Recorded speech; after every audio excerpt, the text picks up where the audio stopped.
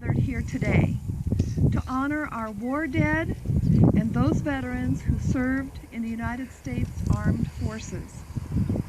Since around 1865, we have set aside this day and asked how we can best honor and remember our veterans.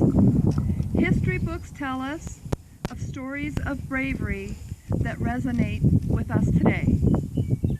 As President Obama said, the truth is that our nation endures because it has always been home to men and women who are willing to give their all and lay down their very lives to preserve and protect this land that we love. Our armed forces personnel swore an oath to support and defend the Constitution of the United States against all enemies, which was a commitment given to all of us. At the same time, we as a nation incurred a sacred obligation to them upon their return home, to heal their wounds, to rebuild their lives, and to care for their survivors. Women veterans have been a part of the U.S. Armed Forces since 1901, but served informally even before that. It was during World War I that the military instituted a physical as a requirement for service members.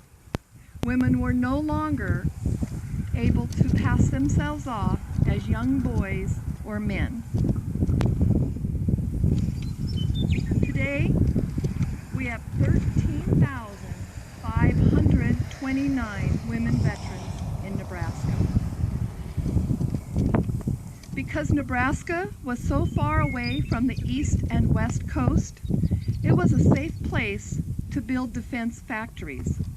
Meade, Hastings, Grand Island, and Sydney became the locations for ammunition manufacturing plants and storage facilities. The largest ammunition depot in the nation was at Hastings. We can and should talk about heroism and sacrifice. We know of the 10 people who were en route to the West Coast from the Lincoln Army Air Base on June 7, 1944, who died when their plane exploded near Chappell. We will honor their sacrifice in particular on June 7th when we place the memorial plaque at the crash site.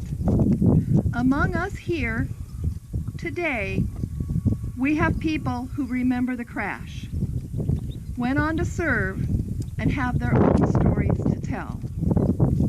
Many veterans do not talk about their military service unless it's with another veteran. I encourage you to tell your stories and the stories of those you love.